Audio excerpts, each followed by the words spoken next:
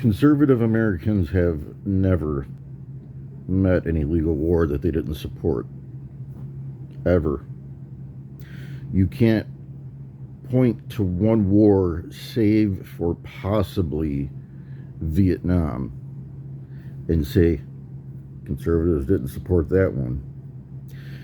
Maybe, possibly, you could say that they did everything they could to stop a war with Russia from breaking out in 2016, but that was only because they didn't want to get blown to smithereens by nuclear bombs. At least conservatives are smart enough to understand why it's not a good idea to start a war with Russia.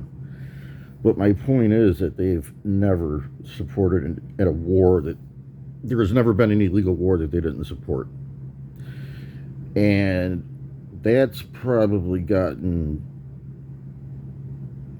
70 or 80 or maybe even 100 million people killed over the last 80 years if you consider collateral damage. And I'd say a couple million of those people were American military service members. But conservatives stopped watching the NFL because Colin Kaepernick decided to start kneeling during the national anthem. They said it was disrespectful for the troops and they weren't going to tolerate it. I don't want to be the killer of buzzes, but something tells me that a football player kneeling on AstroTurf during our national anthem is a hell of a lot less detrimental than, I don't know, supporting every war you can possibly support and getting millions of those same soldiers killed in the process. That's just me, though. I could be wrong, because I just could be. I don't think I am. I'm pretty sure getting millions of American military service members slaughtered in illegal wars that you support is far more detrimental than a football player putting his knee down onto AstroTurf while our national anthem is played during a football game.